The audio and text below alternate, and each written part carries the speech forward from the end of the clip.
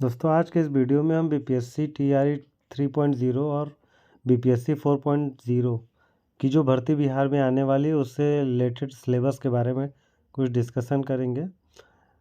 देखिए ये भर्ती मार्च में आनी है और अगस्त में आनी है।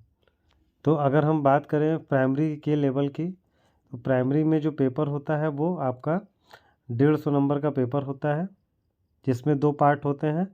एक लैंग्वेज का पार्ट होता है और एक सेकंड पार्ट होता है। एक 30 क्वेश्चन का पार्ट होता है और एक 120 नंबर का पार्ट होता है।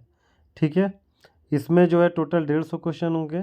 भाग 1 भाग 2 दो पार्ट में क्वेश्चन बटा होता है। अब फर्स्ट पे जो लैंग्वेज का होता है उसमें 30 अंग्रेजी और हिंदी के क्वेश्चंस होते हैं, उर्दू बांग्ला भी होता है।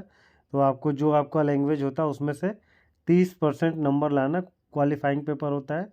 अगर आप उसको क्वालिफाई करेंगे तभी आप जो है आगे आपकी जो सेकंड पार्ट है वो चेक होगा। तो इसलिए इसमें जो होता है पहला पार्ट होता है 30 नंबर का और दूसरा पार्ट 120 नंबर का।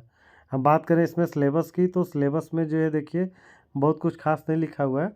इसमें सेकंड पार्ट के लिए प्राइमरी लेवल की मैथ आती है, रीजनिंग होती है, जनरल अवेयरनेस होता है, साइंस होता है, सामाजिक विज्ञान में एसएसटी वगैरह हो गया, राष्ट्रीय आंदोलन, भूगोल और पर्यावरण होता है। इन सब का जो लेवल होता है वो जो आपको मान के चलिए 6 टू लेकर के 10 तक की जो एनसीईआरटी होती है उसको आपको पढ़ना ही होगा।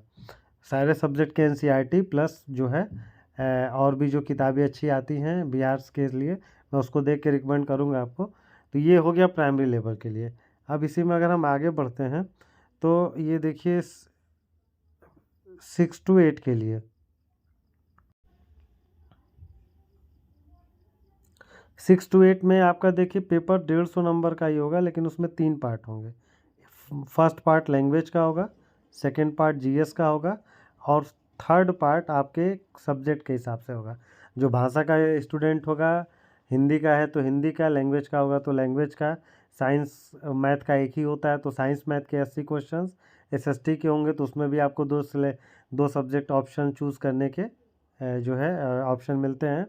तो ये सारे देखिए इसमें भी लिखा है सारे के पाठ्यक्रम एससीईआरटी और एनसीईआरटी से होंगे और इसमें जो लेवल होगा वो न्यूनतम अर्हतांक के होंगे। तो कम से कम आप 6 टू 8 के लिए एटलीस्ट ग्रेजुएशन तक का, लेकिन कम से कम 6 टू 12 तक की एनसीईआरटी आपको पढ़नी ही पढ़नी है। 6 टू से 8 एनसीईआरटी और एससीईआरटी ये पढ़ना है।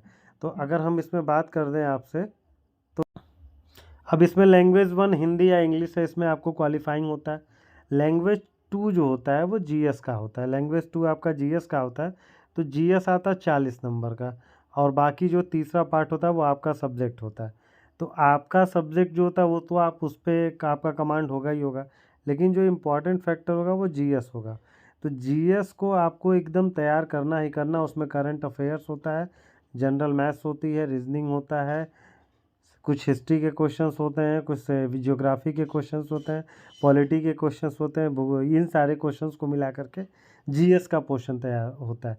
तो जीएस के पोर्शन को आपको अभी से स्ट्रांगली तैयार करना पड़ेगा और जीएस का पोर्शन आपके सिलेक्शन में एक इम्पॉर्टेंट भूमिका अदा करेगा। इसको आप एकदम कंफर्म नोट कर लीजिए। इसी तरह देखेंगे हम आगे जो है 11 और 12 के लिए, ये 9वीं से 10वीं के लिए हम देखते हैं। तो 9वीं से 10वीं में भी वही कहानी है। पार्ट 1 हो जाएगा आपका 30 नंबर में लैंग्वेज का, पार्ट सेकंड हो जाएगा जीएस वाला जिसमें आपको 40 नंबर आने, बाकी पार्ट 3 आपका सब्जेक्ट का 80 नंबर। ये क्वालिफाइंग होता है, ये आपका जो है 40 नंबर का जीएस और 80 नंबर का आपका सब्जेक्ट।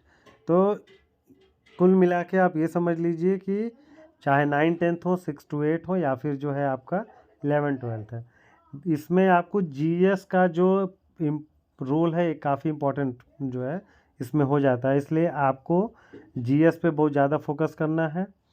आप जीएस के लिए जो है कई सारी किताबें आती हैं। लूसेंट्स को भी खूब अच्छे तरह से अगर पढ़ते हैं तो लूसेंट को आप कम मत समझिए, लूसेंट बहुत अच्छी बुक है। लेकिन उसके साथ साथ एनसीईआरटी की one liner questions Mahesh Kumar Barnwal की आती है और भी सारे मार्केट्स में आती हैं। या और भी जो आपको अगर बिहार के एससीईआरटी की किताब मिल जाए, इन सब किताबों पे आपको एकदम विशेष फोकस करना है, खासकर एनसीईआरटी को।